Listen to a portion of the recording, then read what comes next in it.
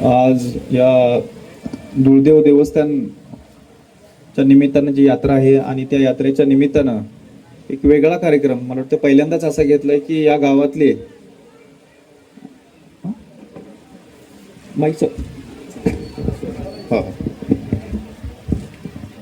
या गावातले असतील किंवा आजूबाजूचे असतील, मान तालुक्यातले असतील की जी मुलं आताच्या परीक्षेमध्ये उत्तीर्ण झालेत, स्पर्धा परीक्षेमध्ये, अशा लोकांचा आणि त्याच बरोबर की जे मागेही सिलेक्ट झाली होती पण आतापर्यंत त्यांचा सन्मान झाला नव्हता, तर त्या निमित्ताने या सगळ्याच लोकांना एकत्र बोलवून त्यांचा सन्मान आणि त्या सन्मानाच्या निमित्त आम्हाला बोलवलं. माझ्याबरोबर माझे सर्व्हिसमधले सिनियर आणि या मान तालुक्याचे सुपुत्र डॉक्टर नितीन वाघमोडे सर, त्याचबरोबर ज्यांनी मगाशी भाषण केलं ते आताच नुकतेच झालेल्या परीक्षेमधले DYSP प्रदीप गोरड, आत्ता ज्यांनी भाषण केलं ते याच गावचे सुपुत्र नागो विरकर सर आणि या देवस्थानाचे ट्रस्ट कोळेकर आणि सरपंच आणि सगळेच तुम्ही. खरं तर 2-3 तास झालं प्रोग्राम चालू आहे आणि अतिशय बरेच सगळ्यांचं माझं लक्ष होतं की अतिशय ध्यान देऊन सगळे लोक ऐकतात की हे लोक काय ऐकतात, निवेदक नक्की काय बोलतात आणि सगळ्या गोष्टीचं इतकं छान. म्हणजे सर्वप्रथम जे दुळदेव नॉलेज ट्रस्ट फाउंडेशन आहे, तुम्ही सांगताना सांगितले की आम्ही एक सुशिक्षित लोक आहोत आणि एकत्र येऊन हे फाउंडेशन तयार केलेले आहे आणि त्याचा जो पहिला एक्सपेरिमेंट आहे त्या ह्या तुमचा असेल. खरंच यात्रा आपला भाग जर बघितला, मान असेल, आटपाडी असेल किंवा आजूबाजूचे 4-5 तालुका असतील, दुष्काळी भाग आहे आणि पारंपरिक व्यवसाय सगळ्यांना माहिती आहे, मेंढपाळ आहेत. यात्राचा जो हा म्हणजे ह्या 2-3 महिन्यामध्येच मला वाटतं ह्या मार्च असेल, एप्रिल असेल, मे या 2-3 महिन्यामध्ये बऱ्याच गावच्या यात्रा असतात. काही काही गावात ते 1-2-3 यात्रा असतात. तर त्या यात्रेनिमित्त बरीच मंडळी जसे की जे मुंबई पुण्यामध्ये कामानिमित्त गेलेले आहेत ते मंडळी येत असतात आणि या यात्रेनिमित्त जसं 2-3-4 वर्षापूर्वी एकदा लॉकडाऊन लागलं होतं 2021ला, त्यावेळेस ही बरीच लोक जे गावाकडे नव्हते आले तेही लोक गावाकडे आले होते. तसंच मला असं वाटतं की यात्रा पण असाच एक प्लॅटफॉर्म आहे की दर वर्षी न चुकता बरीच मंडळी आपली जिथं जिथं आपण कार्यरत असतो त्या तिथून गावाकडे येत असतात आणि आपल्या पै पाहुणे या सगळ्यांना भेटत असतात. मगाच्या धरून एकच विचार माझ्या डोक्यात आला की प्रत्येक बऱ्याच गावांनी जर हा उपक्रम राबवला की आपल्या गावातली किंवा आजूबाजूच्या गावातली जी लोक मोठ्या मोठ्या पोस्टवर काम करतात, सर्व्हिसमध्ये असेल, काही लोक उद्योजक क्षेत्रात मोठे काम करत असतील, अशा लोकांना जर आणलं, त्यांना तुम्ही त्यांचा सत्कार केला आणि त्यांच्याकडून 4 गोष्टी तुमच्या गावासाठी असेल, तुमच्या युवा पिढीसाठी असेल किंवा काही निमित्तानं जर मागितल्या, तर खऱ्या अर्थानं एक वेगळं परिवर्तन होऊ शकतंय. एक तुम्ही विचार करा, गावामध्ये ज्यावेळेस 200-400 कुटुंब असतात, एक 20 ते 25 कुटुंब असतात की त्यांच्या घरातली कोणतरी चांगल्या सर्व्हिसला कामाला असते आणि ती लोक मुंबईला असतील किंवा शासकीय सेवेत असतात आणि तुम्ही जर नेमकं त्यांना जर अशा कार्यक्रमाला बोलवून मान सन्मान दिला आणि त्यांच्याकडून काही जर डिमांड केली काही गोष्टीसाठी, गावाच्या भल्यासाठी किंवा गावात एखादं विकास काम असेल किंवा गावाची नवीन पोरं शिकणारी आहेत त्यांच्या शिक्षणासाठी, तर मला असं वाटत नाही की सुज्ञ माणसं आणि ही शिकलेली माणसं, कारण प्रत्येकातला आम्ही स्वतः ह्यातला प्रत्येक जण ह्याच परिस्थितीतनं गेलेला आहे, त्यामुळे मला नाही वाटत की कोणी ह्या गोष्टीला नाही म्हणेल. आणि खरंच आज जे ह्या धुळदेवमध्ये जी गोष्ट घडली, मी विचार करतो की आमच्याकडं म्हणजे मी अजून बघितलं नाही की ही गोष्ट अजून कुठं यात्रेनिमित्त तुम्ही अधिकारी लोकांना बोलवताय, त्यांचे सत्कार घेताय, नाहीतर आपण बघतोय अजून 2-3 दिवस यात्रा चालणार आहेत.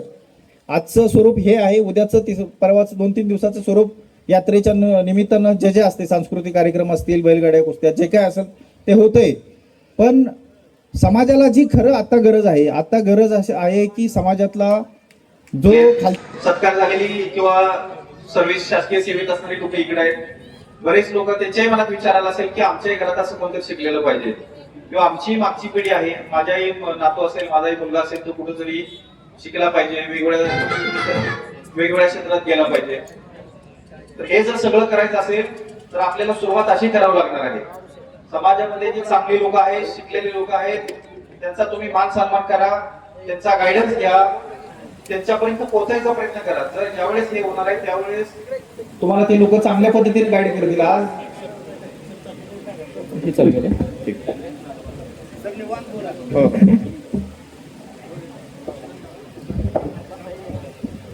आज मानमध्ये तुम्ही बघताय 2005 साली नितीन सरांचं सिलेक्शन झालं UPSCतनं. त्याच्यानंतर त्यांच्याकडे बघून बरीच लोक सिलेक्ट झाले. म्हणजे मीही माझं उदाहरण असं आहे की मी MBBS म्हणजे डॉक्टर की करत असताना सरांना जाऊन भेटलो आणि विचारलं की हे सगळे UPSC वगैरे. म्हणजे मला म्हणायचं कारण हे सगळं मी हे सांगायला लागलो की एकमेकाचं बघून ज्यावेळेस आपण अनुकरण करतोय त्यातनंच आपण सिलेक्ट होतोय. आज अलीकडच्या 2-4 वर्षामध्ये MPSCतनं असेल बरीच विद्यार्थी सिलेक्ट म्हणजे हे आपल्या लोकांचं जे प्रशासकीय सेवेत जायचं प्रमाण ते वाढत चाललेलं आहे.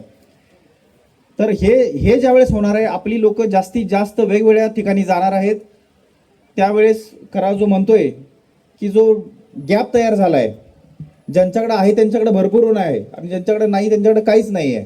हा जो गॅप आहे हा जर मिटवायचा असेल तर जास्तीत जास्त ज्यांच्याकडे जे काही नाही आहे किंवा समाजातला जो खालचा थर आहे, जो आर्थिकदृष्ट्या किंवा बाकीच्या गोष्टींना मागं आहे शैक्षणिकदृष्ट्या, त्या थरावर आपल्याला सगळ्यांना काम करावं लागणार आहे.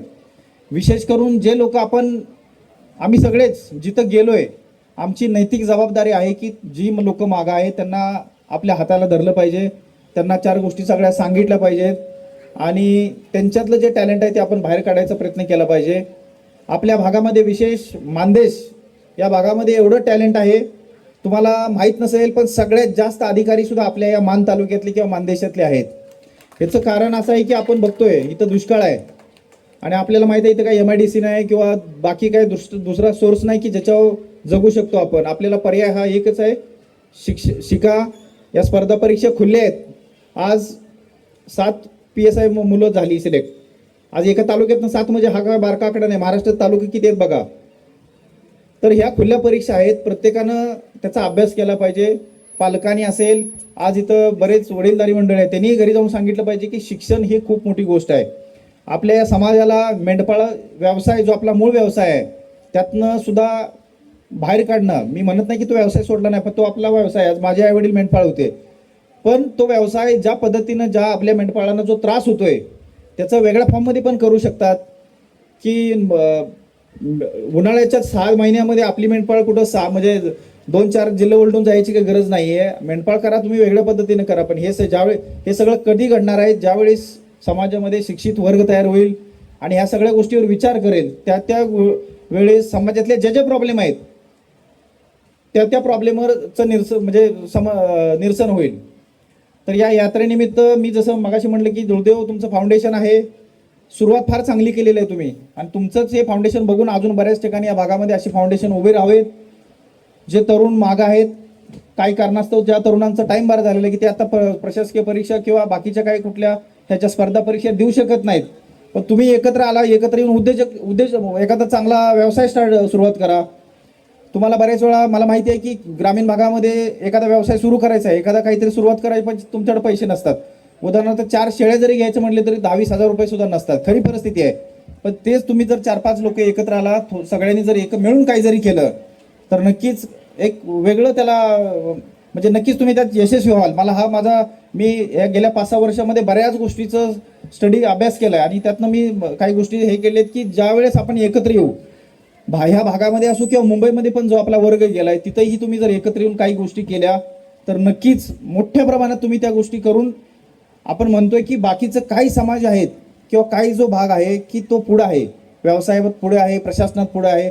आपल्याला पण तिथं जायचं असेल तर आपल्या सगळ्यांची जबाबदारी, ज्या लोकांना नॉलेज आहे या गोष्टीचं तुम्ही त्यांच्याकडे पोहोचला पाहिजे, त्यांच्याकडून ज्ञान घेतलं पाहिजे आणि ज्यांच्याकडं काही नाही आहे अशा लोकांनी की बाबा तुम्ही आम्हाला काही द्याचाल ते करू, अशा प्रकारची भूमिका दाखवली पाहिजे. हा एक्सपेरिमेंट मी आता माझ्या आटपाडी तालुक्यातनं सुद्धा चालू करतो की ज्या मुलांच्या हातात व्यवसाय नाही आहे अशा मुलांना किंवा नोकरी नाही अशा मुलांना काहीतरी व्यवसाय उभा करून द्या.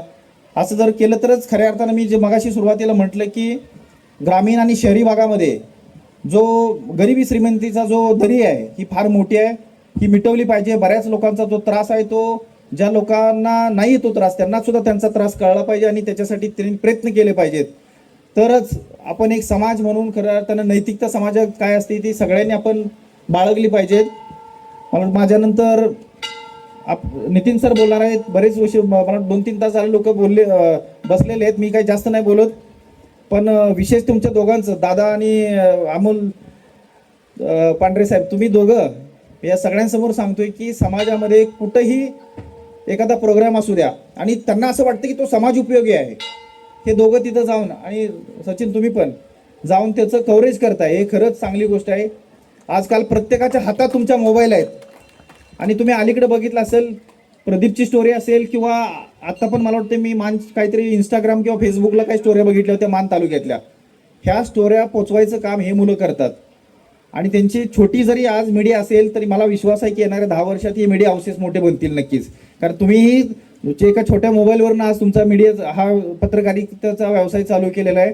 नक्कीच तुम्ही मोठं बनचाल, कारण तुम्ही ज्या घटकांना आतापर्यंत दाखवलं जात नव्हतं मीडियासमोर, आणि हे दाखवायचं काम जे आहे हे तुम्ही करताय. त्याच्यात एक बदल घडतोय की एखादा मुलगा किंवा ही जी लहान मुलं आहेत त्यांच्या लक्षात येते की आपल्याच गावातला किंवा आजूबाजूच्या गावातला एखादा मेंढपाळाचा किंवा कष्टकऱ्याचा पोरगा जर DYSP होतोय, IRS बनतोय, IAS बनतोय, तर आपण का नाही बनलं पाहिजे. ही जी भावना ही तुम्ही स्प्रेड करायला लागलेला आहे आणि तुमचं जे कंटेंट आहे ते खरंच वेगवेगळे यायला लागलेलं आहे. मला वाटते बाकीचे पण पत्रकार आहेत, तुम्ही तुमच्या लेवलचं काम करतायच. या यात्रेनिमित्त जसं मी म्हटलं की एक वेगळा कार्यक्रम तुम्ही घडवून आणला. खरंच तुमच्या या सगळी ट्रस्टी असेल, तुमच्या फाउंडेशनचे यंग सदस्य असतील, सगळ्यांचं मी कौतुक करतो. आणि मी स्वतःहून ज्या वेळेस तुम्हाला माझ्याकडून कधी मदत लागेल, जे काही मदत गायडन्स असो किंवा कशाची मदत असेल, त्यावेळेस मी तुमच्या मदतीला मी उभा राहील. आणि जी मी भावना व्यक्त केली, ह्या मानदेशामध्ये काय घडायला पाहिजे, या मानदेशातले प्रॉब्लेम काय आहेत, ह्याच्यावर नक्की डिस्कशन झालं पाहिजे, ह्याच्यावर चर्चा झाली पाहिजे.